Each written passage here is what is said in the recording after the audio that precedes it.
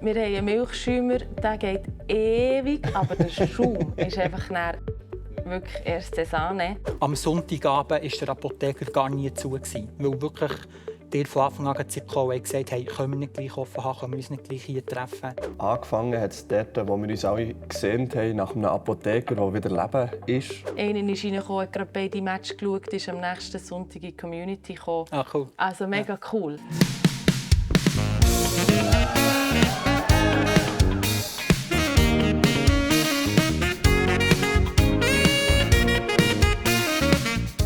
Herzlich willkommen zum Videochat von Vineyard Bern. Willkommen zurück nach der Sommerferienzeit. Und so genial bist du einfach heute wieder dabei. Wir nehmen dich rein in eine Miniserie, die wir starten. Es geht um das Projekt «Unser Herz für Bern», das bestehend ist aus 4 Säulen. Das ist auf der einen Seite Gemeinschaft, Säule, Gesellschaft, Dienst am Nächsten und am Schluss Kunst und Kreativität. Und die Säulen lernst du in den kommenden Monaten ein bisschen kennen. Und etwas, was ganz wichtig ist, unter dem ist das Barteam und ich bin so happy, seid ihr heute dabei, Jan Isemann und Eli Baumann. Und ganz zuerst die Frage, Eli, Jan, euch, wie seid ihr überhaupt dazu gekommen, in das Barteam hineinzukommen?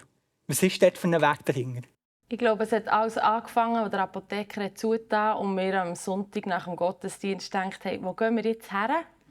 Und wir sind da vor dem Apotheker gestanden und ich habe gesagt, Nati, können wir nicht den Apotheker auftun? Und Nati hat gesagt, also gut, let's do it. Und wir haben angefangen, regelmässig als Team, oder ein Team hat sich gebildet und wir haben angefangen, regelmässig den Apotheker am Sonntag aufzutun. Und das hat sich so entwickelt, dass wir plötzlich gedacht haben, hey, ja, wir haben die ganze Infrastruktur, wir haben ein paar Leute zusammen. Der Jan ist zu mir gekommen und gesagt, Eli, das ist alles so oft leer und ungebraucht. Was machen wir? Gäbe es nicht Möglichkeiten, dass wir mehr hier auch Events machen können? Oder da ist mal eine Anfrage von einem Event, hey, ihr habt doch da ein Barteam, wollt ihr nicht hinter der Bar stehen, an diesem Theateranlass oder so. Und plötzlich hat es so ein bisschen wie Fahrt aufgenommen. Und genau, es hat sich wie so ein bisschen langsam entwickelt. Es sind auch mehr Leute ins Team dazugekommen. Es ist eine Regelmässigkeit gekommen, auch dass mehr Leute am Sonntag schon in die Apotheke kommen. Genau. Yes, also ich kann mich noch gut erinnern an die Zeit, wie du es beschrieben hast. Ich habe dann auch gesagt, am Sonntagabend war der Apotheker gar nie zu. Weil wirklich die von Anfang an gekommen und gesagt haben, können wir nicht gleich offen haben, können wir uns nicht gleich hier treffen. Und es hat so schnell einfach Leute da gewesen, die mithelfen. Und ich glaube, du hast so viel und so schnell auch Leute in das Team hineingenommen. Du hast auch schon gesagt, Apotheker am Sonntag, ich würde sagen, von dort ist das fast ein bisschen gekommen. Und kann man sagen, Jan, dass wie das Barteam, wie wir es heute nennen, auch eigentlich wie aus dem Apotheker am Sonntag-Team ist entstanden? Ja, auf jeden Fall. Also ich denke, das war immer schon ein wichtiger Teil von Vineyard. Also das erste Mal, als ich wirklich in die Vineyard kam, das war vor vielen Jahren, hat sich so eine Gruppe gebildet und dann ist man irgendwo trinken. Ja.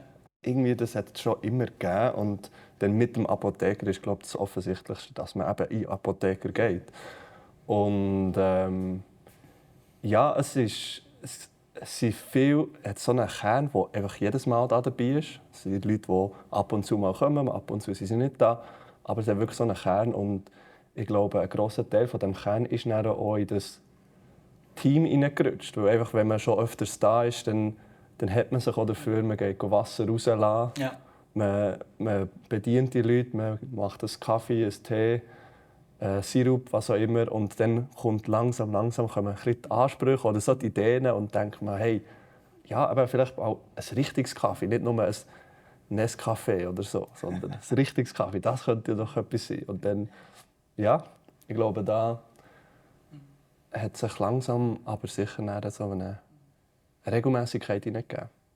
Yes, ich möchte noch schnell bei diesem Barteam bleiben, weil etwas, was mir aufgefallen ist, ich bin vor einem halben Jahr rund mit meiner Familie aus dem 7. GD rausgegangen, schon ein bisschen mehr in den 5. Gottesdienst gegangen und jetzt, eben, seit wir den 10. Gottesdienst haben, gehen wir eigentlich vor allem dort her. Und das, was für mich mega, mega schön ist, ist, wie zu merken, hey, ich lese Alben Namen, die in diesem Barteam sind und ich denke, ich habe keine Ahnung, wer das ist. Und ich glaube, etwas, was euch mega gut gelingt, ist einfach auch Leute, die eine relativ kurze Zeit in der Vineyard Bern sein, mal in den Gottesdienst kommen, mega schnell reinzunehmen und durch das auf der einen Seite Beziehungen zu knüpfen, aber auf der anderen Seite auch irgendwie eine Aufgabe mit dem zu geben, einen Wert zu geben den Menschen, die da neu kommen. Eli, wie erlebst du das?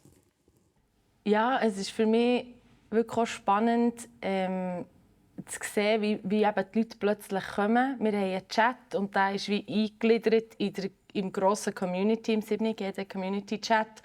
Und dann kann man wie Anfragen stellen, um in diesen Chat hineinzukommen. Und dann kommen manchmal Anfragen rein und dann frage ich auch nachher, also eben, das ist das Apotheker am Sonntag-Team, da wärst du dann im Einsatz, hast du das wirklich so gedacht?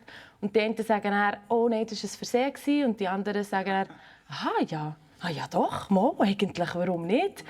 Oder eben, dann sehen sie uns hinter der Bar und sagen vielleicht, ich würde eigentlich auch gerne mal neu mithelfen. Und dann kann ich ihnen erklären, ja, das wäre eine Möglichkeit. Hättest du Lust? Und plötzlich sind sie dabei.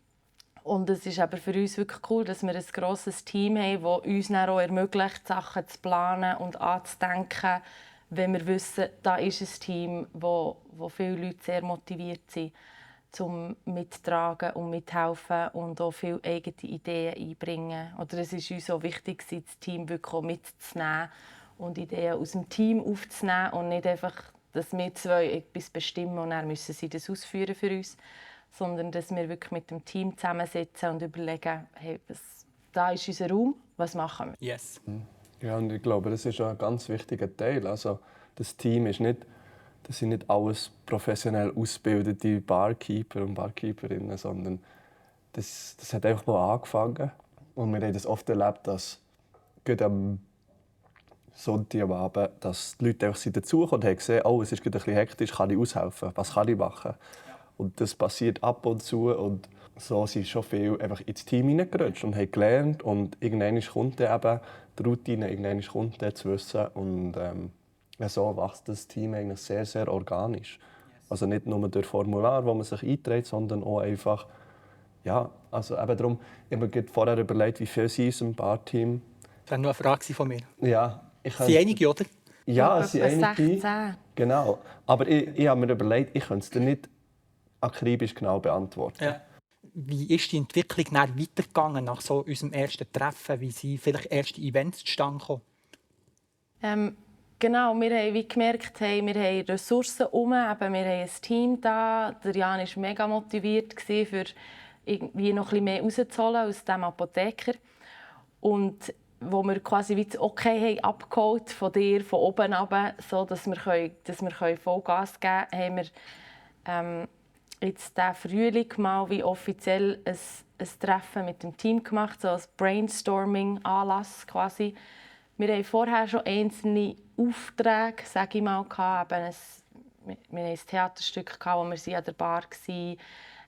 Die Idee mit dem Crepe war schon noch herum, dass jemand auf uns zukam und gesagt hat, wer nicht Crepe machen, mega cool für euch. Das war rund vor einem Jahr, glaube ich, vor im einem Sommerfest Jahr. und so. Ja. Genau, dann haben wir die Crepe-Idee aufgenommen, das einmal ausprobiert, eine Platte gekauft, Teig und so, Crepe gemacht. Und dann eben das Team zusammengenommen und gesagt, eben, wir haben Crepe, wir haben zwischendurch Anlässe.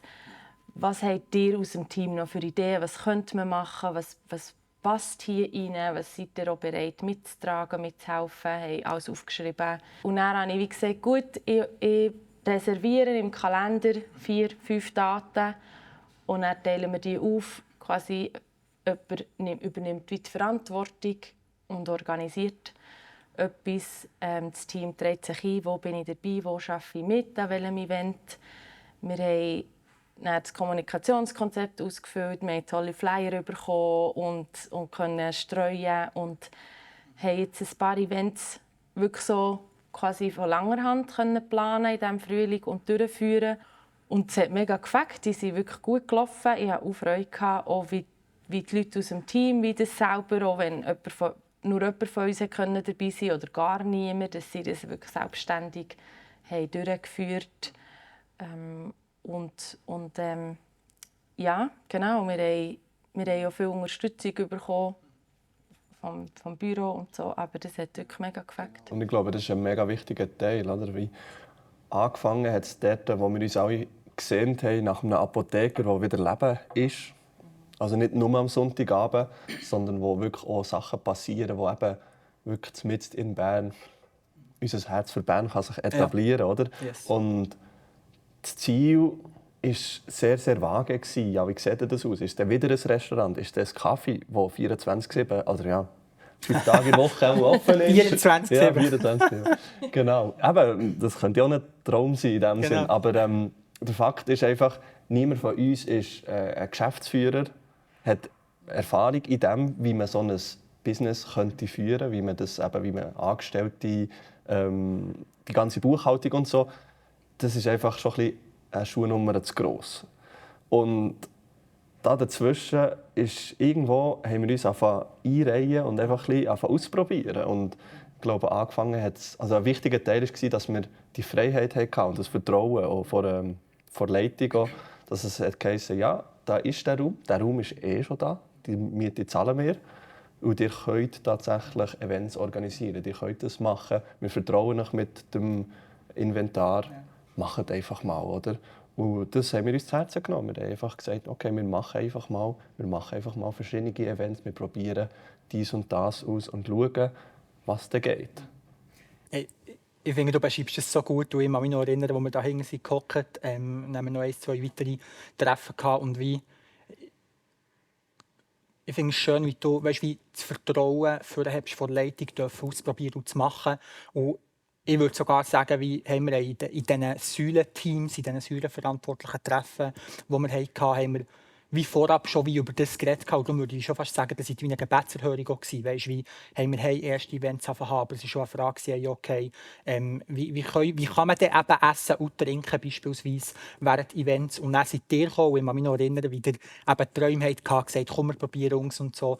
Und ich würde es fast beschreiben, es war wie ein mega Herausfinden. Ich habe von dir vorhin fast wie ein Gap gehört. Im Sinne von, wie wir den Gap herausfinden, wie der aussieht, wie das aber zusammenkommen kann und wie eben durch das Ausprobieren mehr Klarheit kann kommen, hey, wie funktioniert das, wie kann sich das entwickeln. Und das finde ich der Hammer, wie wir den Weg gehen können. Und ihr habt auch schon ein bisschen Events angesprochen. Lasst uns mal konkret zu denen gehen, wenn wir wie so ein bisschen das letzte halbe Jahr, das erste halbe Jahr 2024 anschauen. Was für Events hat es dort so gegeben? Weil da ist auf der einen Seite die Events, die du fast ein bisschen beschrieben hast, die dir einfach hattet, zum Beispiel Singles, Agape, erzählt dann noch ein bisschen mehr von dem. Aber auf der anderen Seite auch hast du erzählt, wie Aufträge bekommen, also von wie, schon fast ein bisschen von anderen Säulen, wie die Anfrage ist gekommen, hey, könntet ihr nicht? Wie funktioniert das? Was habt ihr dort bis jetzt gemacht? Genau, es gibt, wie du sagst, die beiden Möglichkeiten. Oder auch bis jetzt, dass entweder sagen wir, hey, wir wollen ein Spiel für Singles organisieren und dann reservieren wir den Raum und organisieren das quasi aus unserem Team heraus. Oder eben das Agape-Nacht, wo wir mongolisch gegessen haben, wir im Februar das Valentinstag-Dinner organisiert. Oder dann kommt wie eine Anfrage von jemandem, der jetzt hier seine Dice hat vorgestellt, den Kuhlmann-Abend, wo sie gesagt haben, hey, wir haben diesen Event, könntet ihr als Barteam die Bar auftun? Ja. Und dann schauen wir, dass die Leute da sind, dass es eingekauft ist, dass es alles hat. Sie können wie sagen, was hättet ihr gerne? Wollt ihr Crepe oder Hotdog oder nur zu trinken? Oder sollen wir ein bisschen Chips aufstellen? Ja. Und dann schauen wir mit diesen Leuten, oder jetzt eben Theater-Impro, wo wir wie eine Anfrage bekommen, oder für Kunstevents. Wir hatten auch schon Konzerte, wo jemand, der gar nichts mit der Vineyard zu tun hat, von auswärts, eine Frau, die da 3 kleine Konzerte gemacht hat, wo wir da ein paar waren. Genau. Und dann gibt es noch die Events, die relativ spontan sind, wo wir merken, oh, die Schweiz spielt ja. Aha, genau. Die Schweiz spielt. EM, was machen wir? Komm, wir uns zeigen. Es regnet vielleicht sowieso. Komm, das stellen wir auf innerhalb einer Woche. Zack, ein paar Leute zusammengesucht. Nach dem GD, Hurti über, zack, alles parat gemacht, Beamer und so. Und Match geschaut. Und dann sind sie weitergekommen. Oh, nächste Woche nochmal. Okay, wir machen es nochmal. Final machen wir auch nochmal. Wo es eben auch solche Sachen möglich sind, wo wir dann auch ein Team haben, das sagt, ja, ich bin dabei, kurzfristig, ich helfe hinter der Bar, ich mache Hotdogs, ich kann noch einkaufen und so. Genau, gibt es wie die Art. Mhm. Ja, und ich denke, es ist schon immer ein kleines Herausfinden, weil jeder vom Barteam gibt sich völlig gemeinnützig rein, aus einer Leidenschaft heraus, aus einer Nächstenliebe auch. Und dort ist es wichtig, auch zu schauen, was sind Events, die einfach wirklich auch etwas ziehen, wo Bedürfnis da ist. Ja. Aber es muss etwas sein, wo das Team auch dahinter stehen kann, wo wie die Leidenschaft auch kann sich entfalten kann. Und jetzt EM war so ein Fall, da hat man vielleicht jeden Match übertragen. Ja. Aber dann wiederum müsste bei jedem Match jemand oder müssten mehrere von uns da sein, müsste man Sachen organisieren, von einkaufen. Das ist immer eine grosse Arbeit, die dahinter dran läuft. Ja. Und es ist immer noch so ein Abwägen, das so ein bisschen Weisheit braucht und ein bisschen Geduld auch vom Team. Auch, ja. Ja, und wir haben auch gemerkt, uns ist wichtig, dass wir jetzt nicht, weiss nicht wie viele Events ansagen und nachher mögen wir alle nicht mehr und es wird uns allen zu viel und dann versandet es wieder. Sondern wir haben gemerkt, lieber starten wir quasi easy starten und nicht jetzt sagen, yes, wir machen für 3 Jahre jeden Mittwoch, bla bla bla. Sondern 24/7. ja, genau. Genau. So. Lieber sagen wir, jetzt machen wir einmal mal ein Spielabend, jetzt machen wir einmal ein Konzertli oder eben einen Vortragsabend oder so und dann schauen wir das wieder auswerten, schauen. Dann haben wir gemerkt, wow, Spielabend für Singles mega gut gelaufen. Es waren etwa 40 Singles da und haben Spiele gespielt den ganzen Abend und hätten auch noch bis in alle Nacht können weiter da hückeln. Also machen wir das wieder. Ja. Der Jan hat sich dann dafür eingesetzt, dass es mal nicht nur für Singles ist.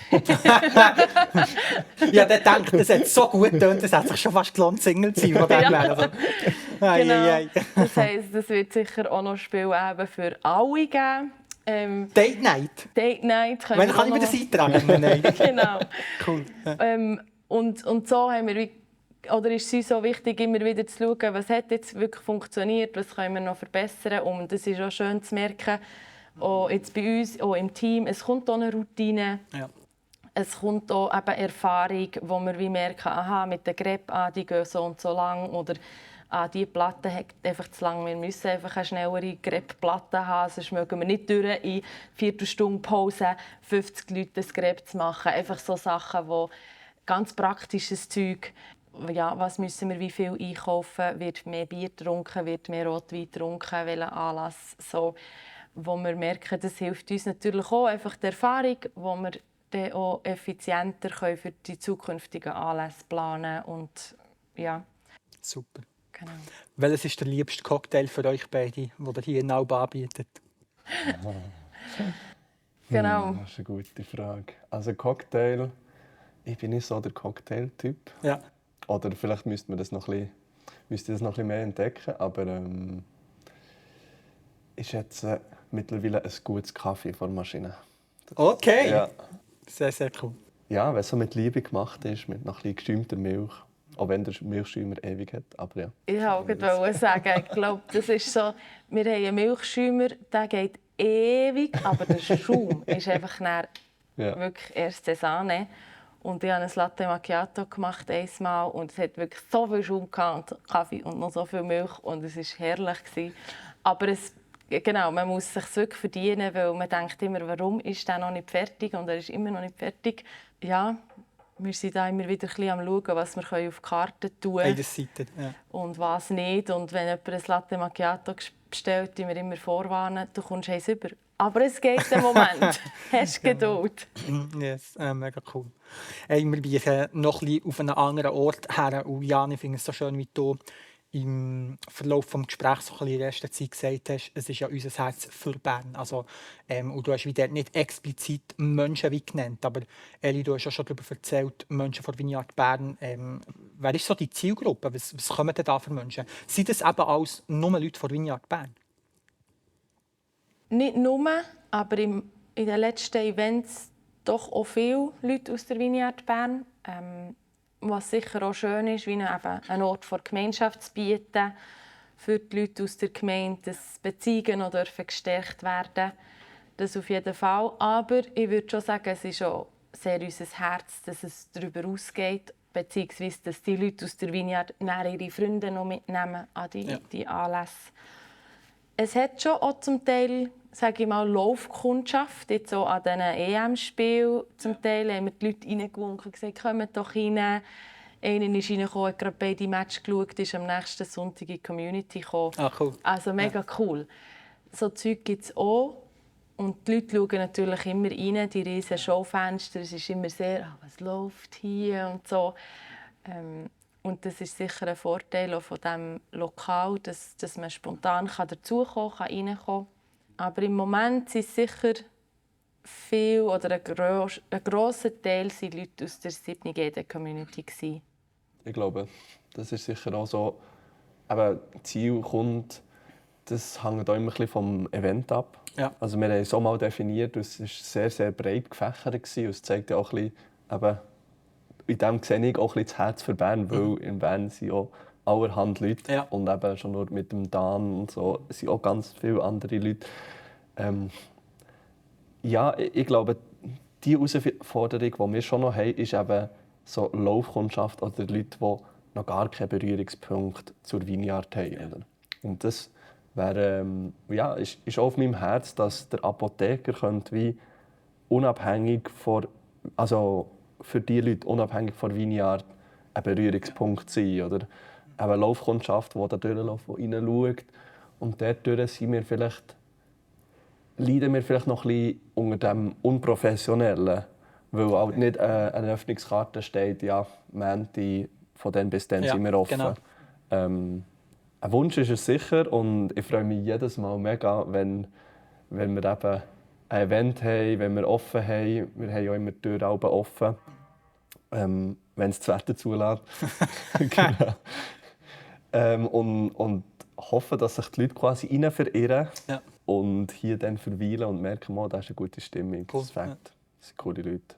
Es gefällt mir hier. Es ist schön. Es ist ja wirklich auch mega schön. Und mir denke, das kommt doch ein bisschen durch, wie ihr beide erzählt, dass wie auf der einen Seite Leute von außen, wenn ich das mal so plakativ sage, die eben nichts mit der Vineyard Band zu tun haben, die vielleicht den Ort hier gar nicht so kennen, fast ein bisschen wie durch die Offenheit mit den Schaufenstern wie angezogen werden, mal einen Blick reinwerfen, aber dass man wie eigentlich auch merkt, dass es eben ein Ort eigentlich auch in erster Linie von Beziehung, Stärke ist und das finde ich mega cool. Gell? Ihr habt beide auch gesagt, eben vor allem vor Vineyard Bern, aber es wäre auch schön, wenn es wie mehr darüber hinaus passieren könnte. Ich glaube, dort ist schon ein wichtiger Punkt wie von uns, von der Kommunikation. Wir versuchen immer wieder darüber zu reden, hey, unser Ziel von Flyer, von Kommunikationen, die wir machen, auch für Events, wo ihr oft involviert seid, ist gar nicht unbedingt Flyer zu machen, beispielsweise, oder einfach Kommunikationsinhalte zu machen für uns, für die Vineyard Bern, sondern vielmehr eigentlich etwas zu schaffen, das die Menschen von der Vineyard Bern befähigen kann, für ihre Freunde einzuladen, für vielleicht sogar Menschen